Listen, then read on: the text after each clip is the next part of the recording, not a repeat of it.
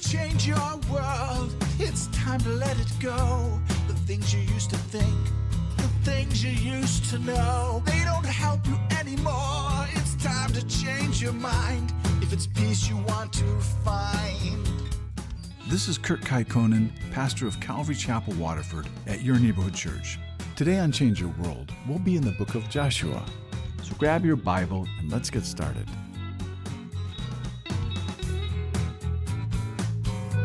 It's time to change your world. You need to let it go. And then he quotes from the Song of Moses from Deuteronomy 32:30, where it says, "One man of you shall chase 1,000, for the Lord your God is he who fights for you." And we saw that that's what happened in the Northern Campaign, when those northern armies were described as being the sands of the sea. And we're going to see this again when we get to the book of Judges, because we're going to read about the story of Gideon, where it was only 300 men that chased 135,000 men. So this is a promise from God. And then we get down to verse 11, and it starts with a therefore, which means that all of these great things that the Lord has done for us, that he's willing to do, and it's because of all of these things that we had just read, therefore, take careful heed to love the Lord your God. Because this isn't a strange God to them. They know him, and they've been seeing him take care of them their whole lives. And so they have a relationship with him. And so they have all the reasons in the world to love him. And so they need to be careful here to make sure that they keep loving him. And love is always the reason to obey God. It's all to be done out of love. So it's never to be just blind obedience. And that's the problem with religion in our day, religion without love. Because without loving God, you will never be successful. You will never be able to gain all the things that God has for you. And so we need to love God, and we need to obey him out of our love for him. And then Joshua, he gives them a warning, and he gives them a or else, that if you don't obey God out of love, you're going to find yourself going back to the remnant of the nations that are living among you, and you're going to marry them, and they're going to marry you, and you're going to become the same people, and God won't chase them out anymore. And then you're going to hate your lives. They're going to cause you pain, and it says they're going to be scourges and thorns in their eyes. And to me, that sounds really painful. But the worst part of it is that God is going to remove you from the land, and you're going to perish. And so then you get to verse 14, and it sounds like Joshua knows that he's going to die this day. And where he says, "Behold, this day I am going the way of all the earth." And then he tells them something that they all know in their hearts. And he says that not one thing has failed from all the good things God said concerning them. And it's because of their obedience that God has never failed them. Not once. And in the same way, if they don't obey God, it's all going to be taken away, and that God will destroy them. And in verse 16, it says, Joshua's telling them that God knows that this is going to happen one day. So when you transgress the covenant, and when they have gone and served the other gods and bowed down to them, and God will be angry and remove you. And so just as quickly as God has given you the good land, when you become unfaithful, he's just as quickly going to take it away from you. And so God, he knows that this will happen. And though he's even still warning them to obey, and God keeps his word. So this will happen in the future. And as we go through the Bible, we're going to see it happen. And it's not where Israel, that they're going to go and they're going to totally deny, totally not worship Jehovah and replace him by worshiping some other false deity. But what they're going to do is that they're going to incorporate some of the idol worship alongside with their worshiping of Jehovah. So they're going to be publicly worshiping God, but privately practicing idolatry. And this kind of thing, this also happens in our churches all the time. where on Sunday we'll go and we'll worship God, and we would never publicly ever deny Christ. But then after church on Sunday and we go home, and when we're in private, we'll worship things maybe like money or sex or partying or anything like the little idols that they used to carry around them, the things that they represented. Where we can practice the same practices that they had, but we just don't do it with the little action figures that are attached to them. And an idol, it can be anything. It can be anything that replaces the worship of God. All right, so now we've just finished chapter 23. And so Joshua's telling these leaders how if they obey, they will be blessed by God. And if they disobey, they'll be cursed by God. And so now we're in chapter 24, and now we see that Joshua has called all of Israel to Shechem, and the leaders are there too. And so that's what makes me think that all of this takes place in Shechem, and that he also talked to those leaders in Shechem, because it was 20 years earlier that they all stood here at Shechem, and they shouted down those blessings and those curses in front of Mount Ebal and Mount Gerizim. And that's what he had just spoke to these leaders about. So maybe this isn't really a second farewell, but maybe it's just the second part of the same farewell, because it's possible that Joshua had just talked to these same people right here in Shechem, and that maybe all of this occurred on the same day. Because you have to realize there are no chapter breaks in the original book of Joshua. It's like the one narrative from one chapter flows right into the next chapter. But this here in Shechem is the right place for Joshua to say goodbye to Israel, because Shechem is the first place that Abraham camped when God appeared to him and told Abraham that he would give all this land to his descendants.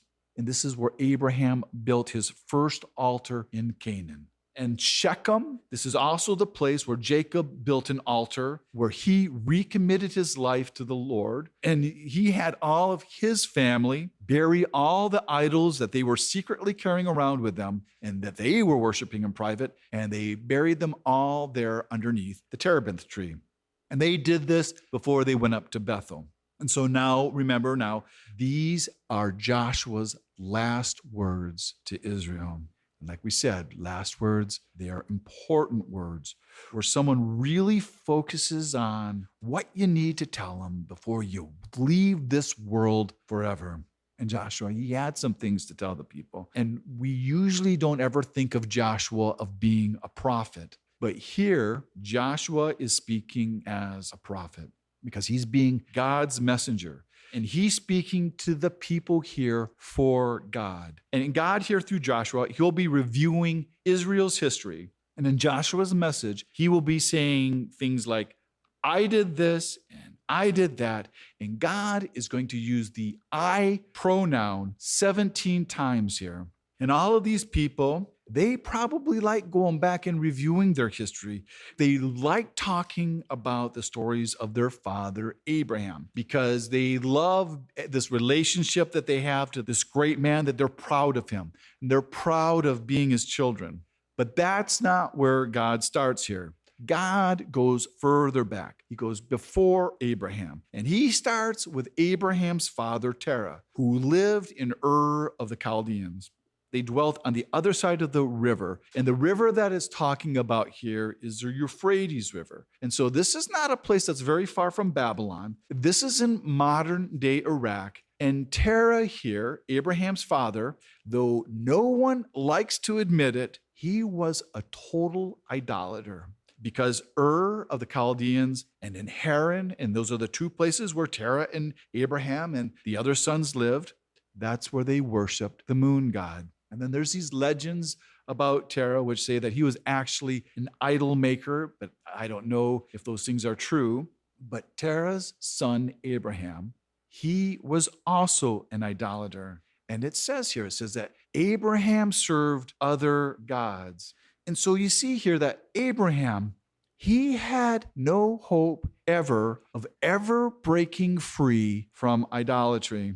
And it wasn't Abraham who went out and looked for God. But God here, he says, I took your father Abraham from the other side of the river and led him through all the land of Canaan. So it was all God. It was all God's grace that brought Abraham out of idolatry. It wasn't Abraham's actions at all. It was God's. And so Abraham, he didn't discover God. Abraham, he didn't seek God. God came to Abraham, and it was God who made Abraham great. And so when I read this, I know that this was the same way it was for many of us, where we didn't seek God, but God found us, where we had no hope of ever breaking free from what we were into at the time. But God came and he brought us out, and it was all God's grace. And for many of us, we're the first ones from our families who ever came to God, where we came from a family of a bunch of pagans who didn't know him.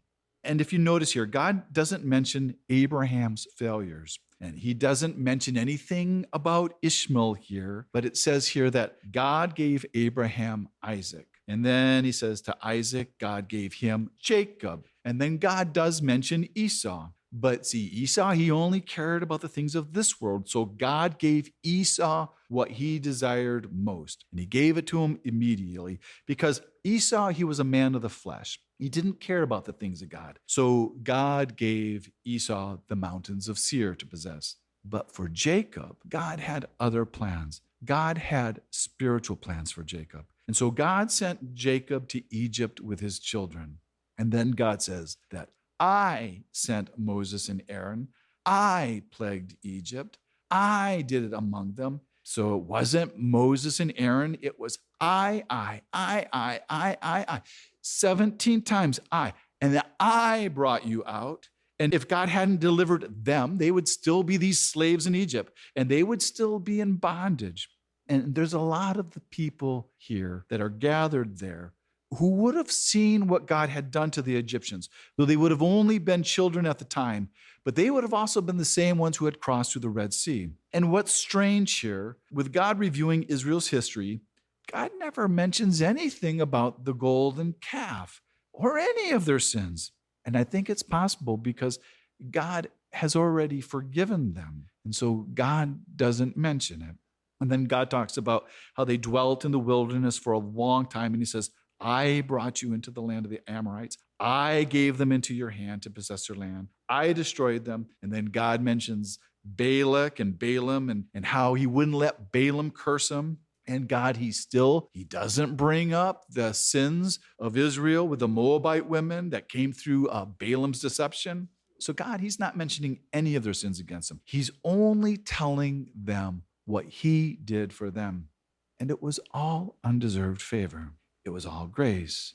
And then he tells them how he defeated all those different kings and all those nations, all those things that we've been studying for the last couple of weeks. And God did it all for them. And he delivered them from their enemies and from their hands.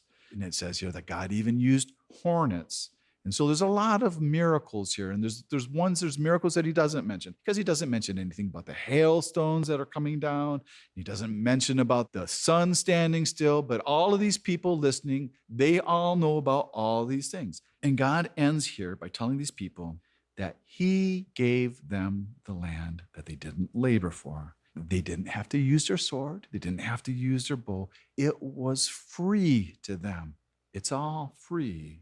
And now they've been living there for 13 years in these cities they didn't build, and they're eating this food which they didn't plant. And they would have never had this kind of life in Egypt. They would have never had it in the wilderness unless God had given it to them, because God took them from being nothing and making them something. And then we get down to verse 14. And now this all gets real. And it starts with a now, therefore, which means that because of all this, because of all that God has done for them, and Joshua's going to use this word serve now here 15 times in this passage. And the word serve here, it means for them to fear him, to worship him only, to love him, and to fix their hearts upon him. And it's only because you want to. It's never because you have to. And you have to remember, because these people, they know him. They know what he's done for them. So Joshua's telling them that they're going to have to make a choice. because Joshua knows that they've been compromising. And then he starts by mentioning the gods from the other side of the river. So these are the gods that Terah served. And then he mentions the gods in Egypt. And then he's going to end up mentioning the new gods of the Amorites from the people that they're living around now, the people that are dwelling in their land and their own territories. And God is telling them to put away the idols, that they're going to have to get rid of them, because he knows that many of them are secretly and privately practicing idol worship along with their worship of Yahweh. And now he's saying, you're going to need to make a choice. You're either going to serve the Lord or not. There can be no neutrality. And so it's not like Joshua is giving them permission to go and worship these false gods. Joshua does know, though, that everyone is going to end up worshiping something, someone, somebody. And it's just like Bob Dylan's song, you're going to have to serve somebody. And God is not going to let you do both. So Joshua is telling them that they need to choose right now, today. And he's already given them all their alternatives. And then Joshua says, for me and my house, we will serve the Lord. Because that's all Joshua can speak for. He can only speak for him and for his own house. He can only speak for him and his family.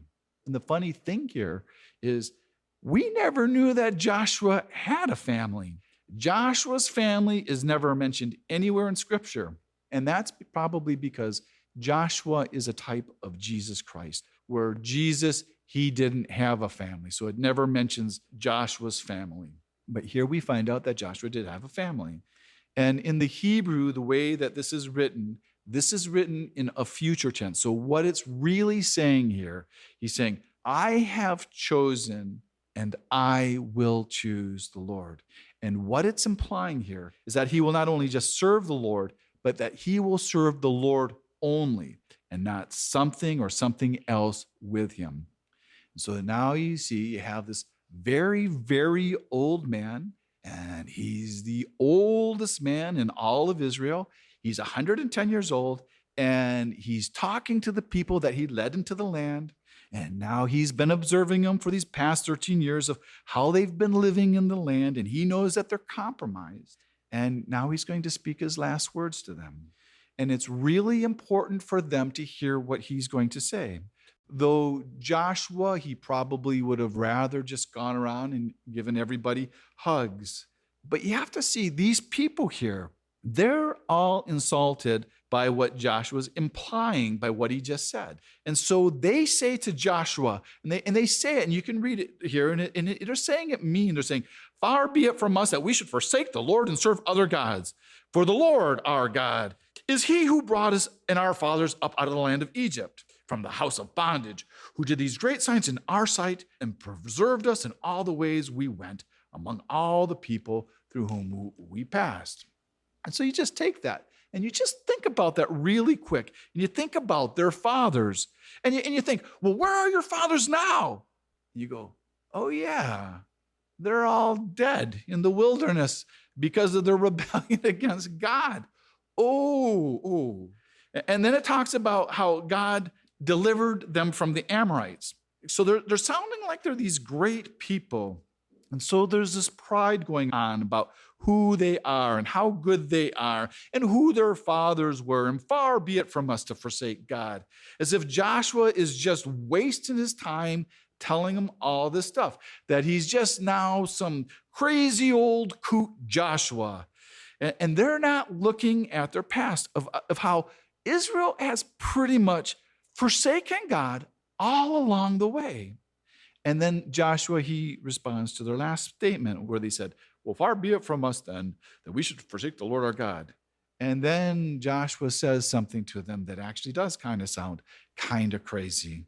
And he just says, you can't serve the Lord. He's a holy God. He's a jealous God. That he will not forgive your transgressions or your sins. And so you kind of go, wow. And what Joshua's saying here, and so you got this 110-year-old man, and he's really upset now because he's telling them, if you forsake the Lord and you serve the foreign gods, he's going to turn on you. He's going to consume you, even after he's done good to you. And so Joshua is saying here is that if you persist, and you don't get rid of these idols, God's not going to forgive you, and you're going to be punished.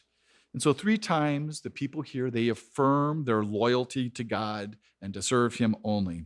And so Joshua, he takes them at their word and he tells them, you're witnessing against yourself. And they say, yes, we are. We are witnesses. And so they're doubling down and they're saying that there's nothing wrong with them. And so Joshua tells them, well, then at least put away the gods you presently have with you. And that's how it's written there, that they have these gods with them because they're not fooling Joshua. And the people keep saying the same things. They keep saying, well, we will serve God and his voice we will obey. But you can only argue with people so long. And so Joshua, he makes a covenant with them. And that's what it's saying there, that he cuts a covenant with them, which means that they have a sacrifice. And so what they're doing is they're making a legal agreement binding. So this is like a contract. And so Joshua, he writes it all down and he includes it in the law. And it says that he sets up this large stone under the oak as a witness. So this is the 9th memorial that Joshua has set up in the land of Canaan. And they found a large stone, which they think matches that description in Shechem. And so they think, well, it may have been that stone. And then Joshua, he sends them all away to their inheritances. And then the book of Joshua, it ends with 3 funerals. The first one is Joshua's, and we're told that he lives to be 110 and that he was buried on his own property. And we have this note after it talks about his funeral, that his talk, that it did do some good. And it says for a while, at least as long as the elders who heard Joshua lived, they followed the Lord. So this little talk, it actually did them good. And then we have the burial of Joseph, who's been being carried around in a coffin by Israel all this time for the last, it'd be like 60 years now. And they're finally burying him, and he also lived to being about 110 years old. And Joseph being buried here, it's mentioned not only in Genesis chapter 50, and that's where he made the children of Israel promise to bury him when they went to Canaan, because it was in faith that would happen. But this is also mentioned in the book of Hebrews, where it speaks of Joseph's faith that God would bring them into the land. And then the last funeral here is the high priest Eleazar's, where he died and he is being buried at his son Phinehas's property, where Phinehas now, he becomes the high priest replacing his father. So all these burial places, they all happen to be in the territory of Ephraim. Okay, so now we kind of finished the book of Joshua. But we have some lessons here from chapter 23. And I think what I gathered from this is that if you want to have a successful life, there are 4 things you need to do. 1, you need to be courageous. You need to have a strict obedience to the word of God. And then you need to maintain a separation from the people that are caught up in the sins of the world around you, that you need to be separate from them. And then the 3rd is that you need to cleave to God, that you can't let anything get between you and him. And then the 4th one is that you have to have a love for God greater than anything else in life.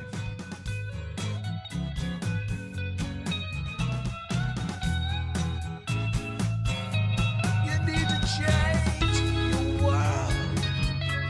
You need to let it go. Thanks for listening to Change Your World. Change Your World is an outreach of Calvary Chapel Waterford and Your Neighborhood Church. If you're listening to Change Your World in the Detroit metro area, why don't you join us for church this Sunday? Our service time is 10 a.m. at Calvary Chapel Waterford, 183 South Winding Drive, Waterford, Michigan. We're competing with the Catholics. It's only an hour. All the donuts you can eat, and you don't have to believe a thing we say, but it could change your world. You need to change your world. The rest of today's message can be heard at yourneighborhoodchurch.org. So check us out and download the app. And until next week, remember,